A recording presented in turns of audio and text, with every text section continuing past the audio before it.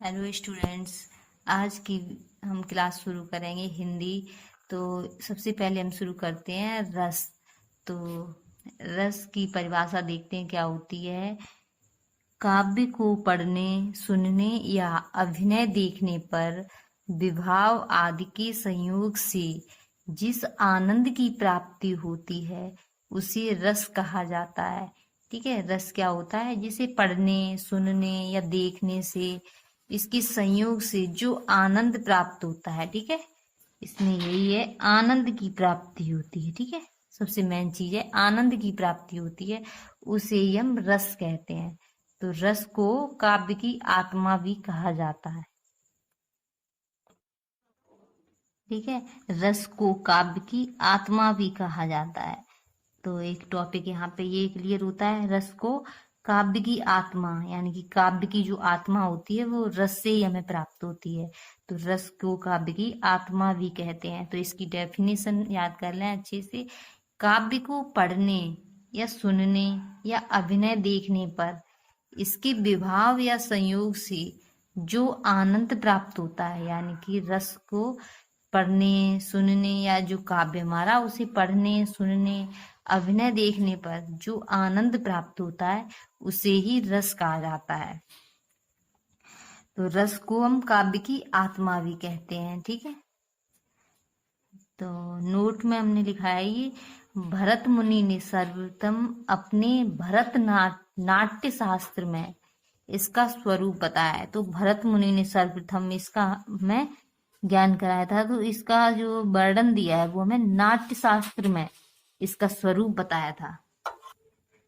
तो इसके सर्वप्रथम ये भरत मुनि थे, इन्होंने हमें नाट्य शास्त्र में इसका स्वरूप बताया था। तो इन्होंने ये हमें बताई थी, इनकी संख्या होती है जो 11 होती है। तो हम देखते हैं इनकी संख्या कौन सी होती है, 11। तो ये रस है और ये इनकी स्थाई भाव। तो पहला है हमारा श्रृंगार रस। तो इसका हमारा स्थाई भाव हो जाता है रति या प्रेम। ठीक है, श्रृंगार रस का हमारा स्थाई भाव हो जाता है रति या प्रेम। तो ये ज्यादातर स्त्री पुरुष के मध्य का जो प्रेम होता है वो हमारा होता है श्रृंगार रस। अगला है होता है हमारा करुण रस। करुण रस, तो इसका स्थाई भाव हो जाता है हमारा शोक। तो जैसे करुण रस होता है, जैसे प्रिय किसी के वियोग में जो शोक का भाव होता है उसे हम कहते हैं करुण रस। तो किसी के वियोग से जो रस निकलता है वो होता है हमारा करुण रस।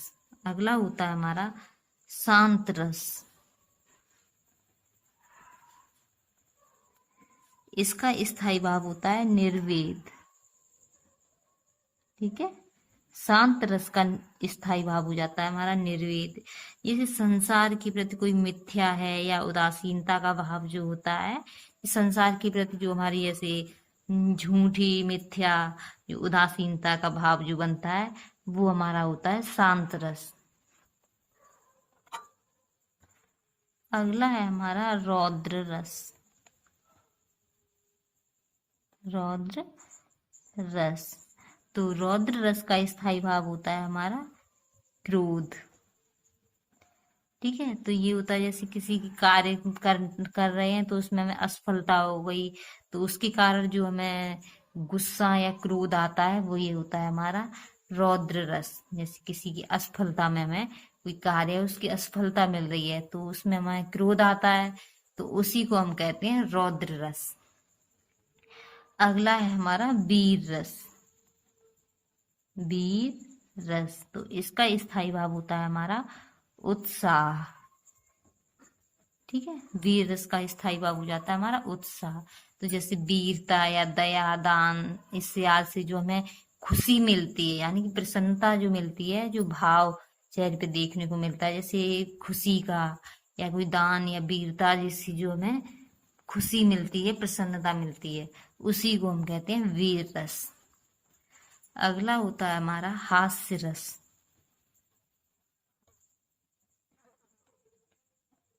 ठीक है, इसका स्थाई भाव हो जाता है हमारा हास। ठीक है।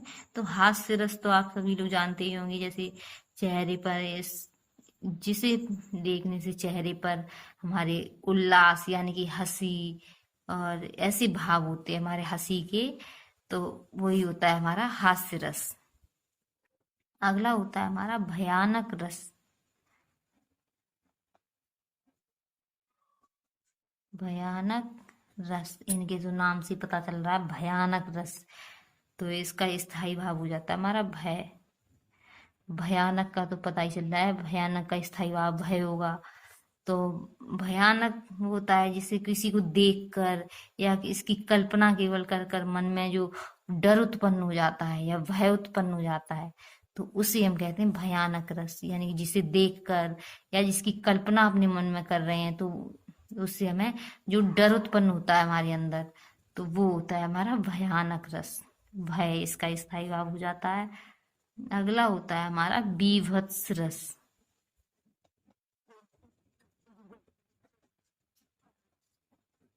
इसका स्थायी भाव हो जाता है जुगुप्सा। जुगुप्सा या घृणा या ग्लानि, ठीक है। विभत्स रस, तो इसका स्थायी भाव हो जाता है जुगुप्सा या घृणा या ग्लानि। तो ये रस होता है जैसे किसी घिनौनी वस्तु से मन में जो ग्लानि होती है, या दूसरों को किसी जानने वाले से निंदा जो होती है, तो उसे ही हम कहते हैं जुगुप्सा। ठीक है, बीभत्स रस का हो जाता है हमारा जुगुप्सा या घृणा या ग्लानि। तो इसे बता ही दिया, जैसे कोई घिनौनी वस्तु से मन में जो ग्लानि उत्पन्न होती है, या दूसरों की जानने वाली जो निंदा या ऐसी चीजें होती हैं, उन्हें हम बीभत्स रस कहते हैं, जिनसे हमें घृणा आ जाती है मन में। ठीक है, तो वो होता है हमारा बीभत्स रस। अगला होता है हमारा अद्भुत रस। अद्भुत रस, इसका स्थायी भाव हो जाता है हमारा विस्मय या आश्चर्य। विस्मय, ठीक है, ये विस्मय, विस्मय या आश्चर्य। ठीक है, तो अद्भुत रस का हमारा स्थायी भाव हो जाता है विस्मय या आश्चर्य।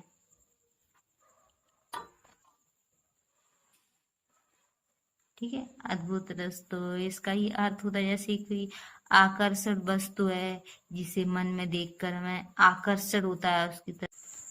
ठीक है, जिसे देखकर हमें कोई आश्चर्य होता है, या इसे देखकर हमें किसी वस्तु की तरफ आकर्षण होता है, या उसे देखकर हमें आश्चर्य होता है, तो वो होता है हमारा अद्भुत रस। अगला होता है हमारा वत्सल रस। वत्सल रस, ठीक है, इसका स्थायी भाव हो जाता है हमारा वत्सल्यता। वत्सल्यता, ठीक है, ये हमारा लिखा है वत्सल्यता, यह हमारा स्नेह।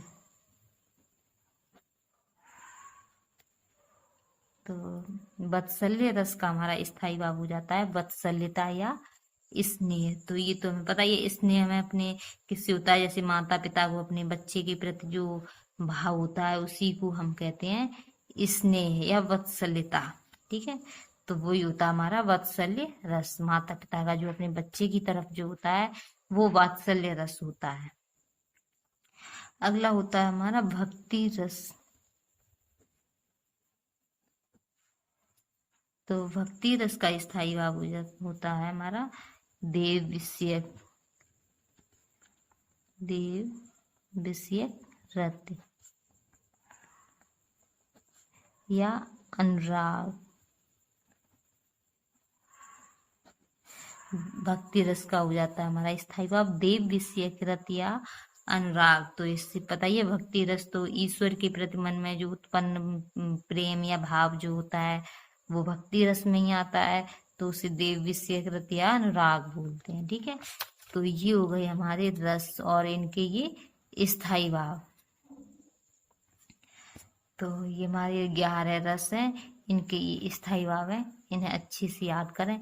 श्रृंगार रस, इसका स्थाई भाव होता है रति या प्रेम।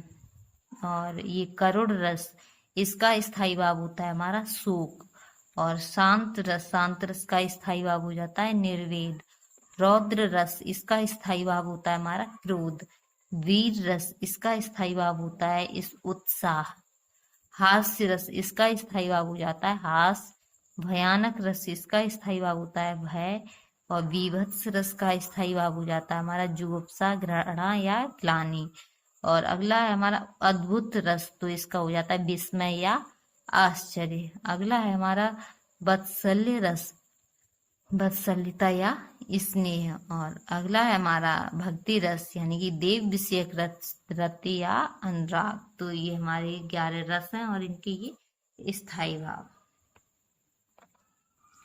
तो इसके बाद हम रस की संपूर्ण जानकारी, एक एक रस की अलग से संपूर्ण जानकारी लेंगे।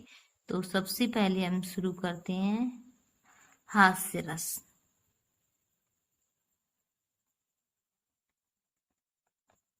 हास्य रस,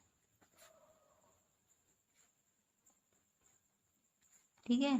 तो इसकी परिभाषा लिखते हैं हम, हास्य रस की क्या होती है। हास्य रस, तो इसकी परिभाषा जो होती है, जैसे किसी की आकृति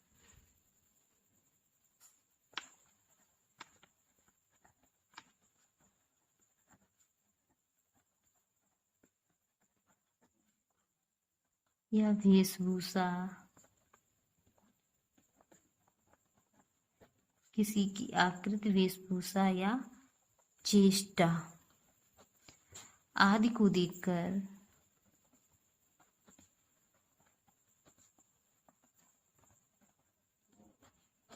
ठीक है, किसी की आकृति, वेशभूषा या चेष्टा आदि को देखकर हृदय में जो विनोद का भाव, जो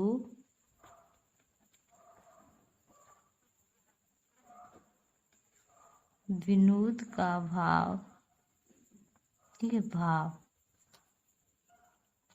जो उत्पन्न यानी कि जागृत होता है, जागृत या उत्पन्न होता है, उसे हम हास कहते हैं। ठीक है,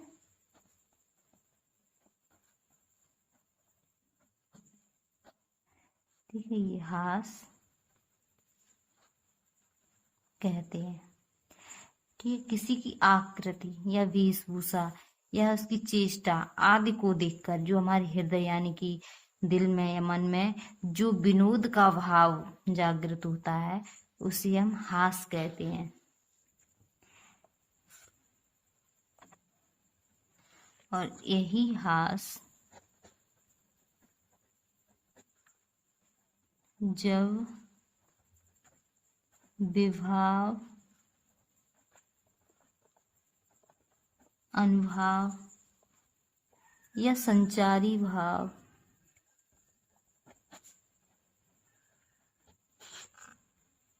से पुष्ट या पुष्ट हो जाता है या मिल जाता है, तो उससे हमें हास्य रस उत्पन्न होता है। तो उसे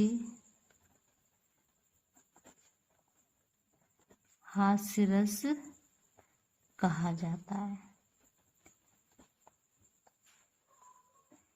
ठीक है, तो इसकी डेफिनेशन है हमारी, किसी की आकृति या वेशभूषा या चेष्टा इसे देखकर जो हमारे हृदय में विनोद का भाव जागृत हो जाता है, तो उसे हम कहते हैं हास।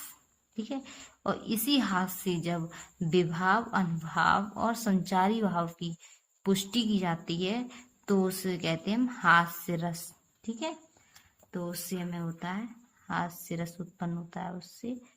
ठीक है,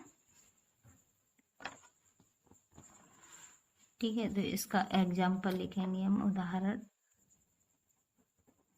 हास्य रस का। बिंद के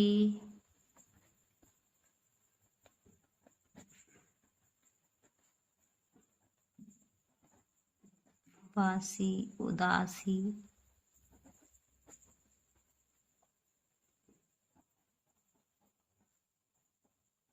तपोव्रतधारी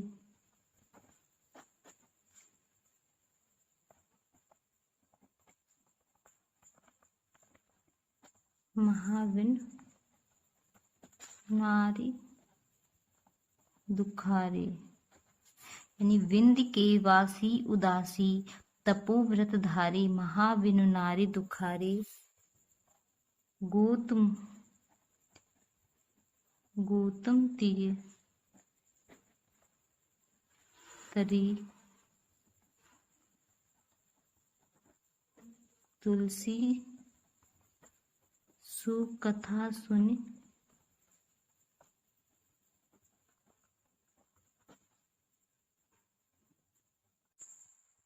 भी मुनि वृंद सुखारी। ठीक है, ये हमारा विंध्य के वासी उदासी तपोव्रतधारी महावीर नारी दुखारे गौतम तीर्थारी तुलसी सो कथा सुनवे मुनि वृंद सुखारे। अगला एग्जाम्पल हमारा जैसे एक ये हो गया, दूसरा और हम बताते हैं। तो इसे हम पढ़ के कुछ हास सा उत्पन्न होता है। जैसे इसमें जो बताया गया है वो हमारे गौतम जैसे कि स्त्री का उद्धार जो किया गया है उसके बारे में मुनियों की कथा सुन रहे हैं। तो ये हमारा विंध्य के वासी उदासी तपोव्रतधारी महाविनु नारी दुखारे गौतम तीर्थरी तुलसी सो कथा सुन भी मुनि वृंद सुखारे। अगला है हमारा शीश पर गंगा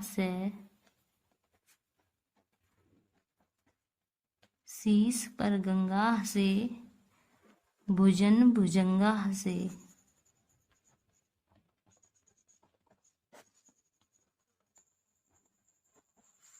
हास ही के दंगा भयो